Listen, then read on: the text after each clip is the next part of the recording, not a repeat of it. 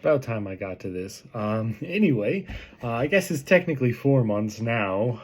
However, this is the 3 month review of these Drews. So, I'll be completely honest, even though at first this was the boot that I had the most hours in, it is not anymore. I actually have more hours in the builder boots now than I do in these guys. Um, However, they're fantastic boots. I went ahead and waxed these guys just because of my job.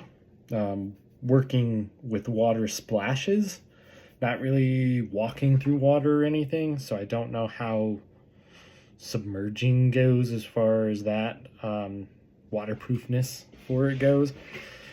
However, super comfy boot. For me, I really like toe boxes where my toes can splay out a little bit, and the Drews is probably the best boot other than maybe the Builders, because oddly enough, the Builders have a pretty wide toe box already.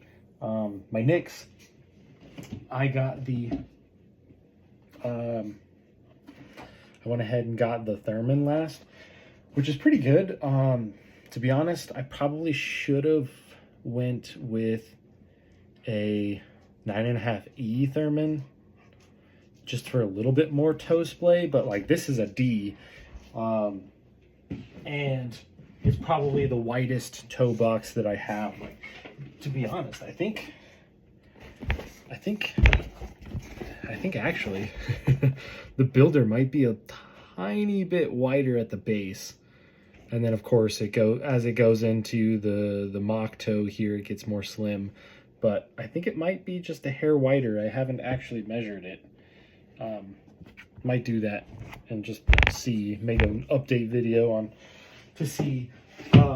But yeah, the Builder boots are now the boots that I probably have the most.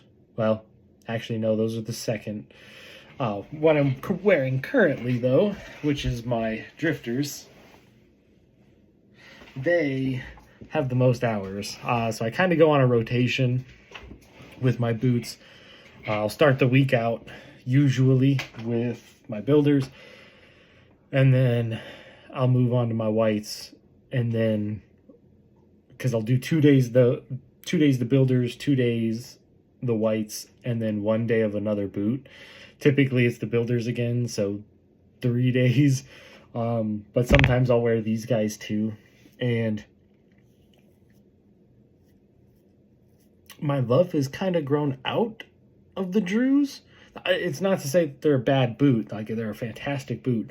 I especially like the Fire and Ice sole, but as you can see, the white is still there on the cross, so you can see how little I've worn these after the initial, I want to say like 300 hours.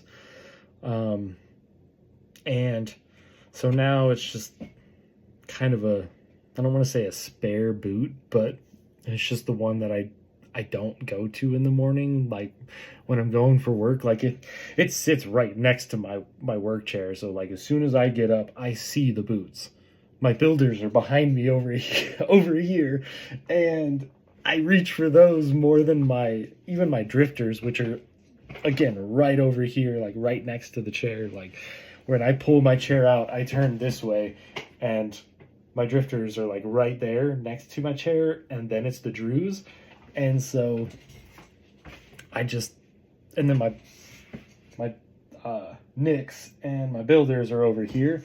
So it actually says something for those Builders, like on how much I actually reach for them for work. They're just plain comfy. I know that this isn't a Builder video, this is more of a Drew, but I just can't get over how much I actually really like those boots. It kind of makes me want to try White's Perry's, because I've not tried those. That's like the only other mock wedge boot wedge boot period that I've worn other than my Keens, which I don't have. I completely destroyed them. And so I'm curious on getting like whites or even like a pair of Knicks with a wedge. and just trying it out. Anyway, back to these guys. Again, they're super comfy. I actually went a full 1.5 sizes down from my sneaker size. So a full size down from my Brannock, but a 1.5 from my sneaker size. So my sneaker size is 10.5. I went with a 9 on these, and with the wide toe box, I went D, and they fit. For me, they fit perfect. If you like more of a tighter boot, I would not recommend these. The toe box that they use for this, the modified 55 that they use for it, is quite significant as far as both how tall it is and how wide it is. So if you don't like you like to have your feet kind of feel snug inside the toe box, unless you have wide feet, you could probably go with a D or an E, depending on how wide. I would have to say like the D is probably more like an E, maybe even a double E, because my Iron Rangers are a double E, and they were a little bit wider than these, so they're somewhere in between an E and a double E. And then I would have to assume the E version of these, because I don't think they have a double E. I think it's just D and E. I would assume the E probably fits more like a double E/F. So again, if you have wide feet or you just like a little bit more room in your toe box, I have pretty narrow feet. My standard size for all of my sneakers in general is usually D anyway. But all of my boots have been D width, and I've not had one issue. I take that back. I did have one issue initially with the Drifters, because they were just a tiny bit too snug, but now they're like absolutely perfect. Like it's like that firm handshake feeling. These do not give your toes a firm handshake. I will tell you that right now. Again, they just have a really wide toe box. Super comfortable. Another point on these guys, as I've found, the arch on these guys, even though I have close to like little over 300 hours in these guys, the arch still feels like you have a roll of quarters underneath it. And so it does actually hurt to have these on for, I want to say more, I think I started to really, really feel it when I wore these more than 8 hours. So if you know that you're going to work more than 8 hours, personally, I don't recommend them, just because of that feeling. And the feeling never diminished, like on my Knicks and on my Drifters.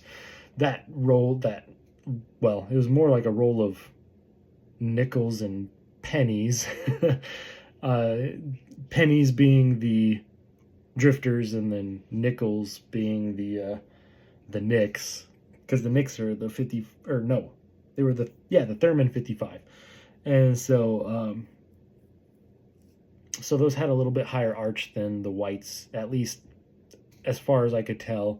But these guys, it's literally a roll of quarters, and it still feels like a roll of quarters. My feet just never got used to it, and it didn't feel like the arch support ever flattened out a little bit, not even a little bit. And so if you really don't need super high arch support, this is probably going to hurt your feet a little bit, like it does mine. Like I said, I can't wear them for more than 8 hours. Drifters I could freaking sleep in. I could wear them all day, sleep in them, wear them all day the next day, and be fine. Same thing with the Builders and my Knicks. Like, they're just that comfy.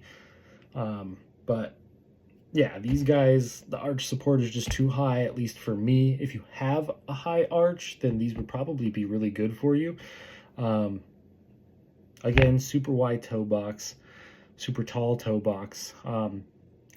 For me with these, I actually almost have to like cinch these almost all the way down, like, because you see how tight they are already, and I can slide my feet in these pretty good without loosening them. And so the instep is a little bit too high too for me. I probably could have gone with an 8.5, but my toe like has like half an inch, so I really don't know if that would be the smart thing to do.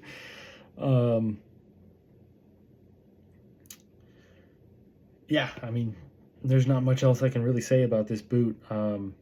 It's been fantastic for the time I've used it, but the whole instep thing, like having to cinch this down, and then the arch, those are my two major complaints. Other than that, it's been a fantastic boot. And I mean, if you're looking for a cheaper alternative to Nicks and Whites as far as a P&W logger style boot goes, I would say Drew's is probably the best as far as price goes. And it's just a little weird on the sizing, because you have to go, like, they say go half a size down from your Brannock on the site, or go 1.5 sizes down from your sneaker. And I was like, that doesn't make sense to me.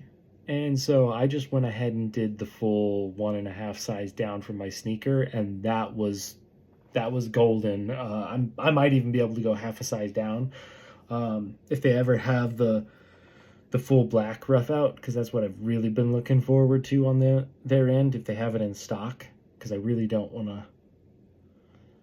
I mean, I guess I could just buy it and wait, but anyway, if I ever do decide to grab those, then I'm probably going to try and go with an 8.5 and just see, because these are a 9.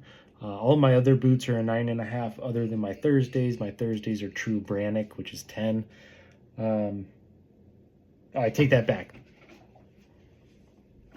I got these in a size 9. My Whites.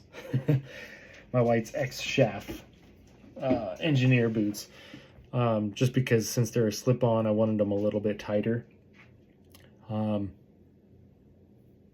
Nothing else to say. Like, I think I already mentioned the sole. The sole I like on these just because they're a little bit softer, a little bit more grippy than the regular V100 sole by Vibram that's on my Nicks. And I think they're even a little bit softer than the Mini Lug. I'm pretty sure they're a little bit softer than the Mini Lug too. Because I've always felt that they were just a little bit more soft underfoot than the Mini Lug, but that could just be because the Mini Lug doesn't have a whole lot of rubber to begin with between the ground and your foot. So that could just be the difference right there. I don't know. I don't have a puncture thing to test the Shore of each of the soles. But I'm pretty sure the Fire and Ice sole by Vibram is softer than the Mini Lug, and the Mini Lug is just a little bit softer than the V100. Anyway, enough rambling. Hope this video was good for you guys.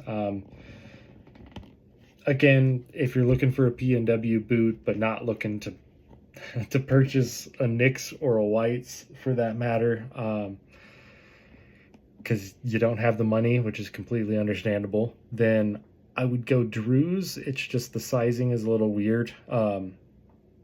I know this is probably the 5th time I've mentioned it. Again, 1.5 size down from your sneaker size, full size down from your Brannock size, and then the width is either D or E. Like, there's no other adjusting. That's kind of why Nicks is a little bit better in that department, just because you can choose each individual width.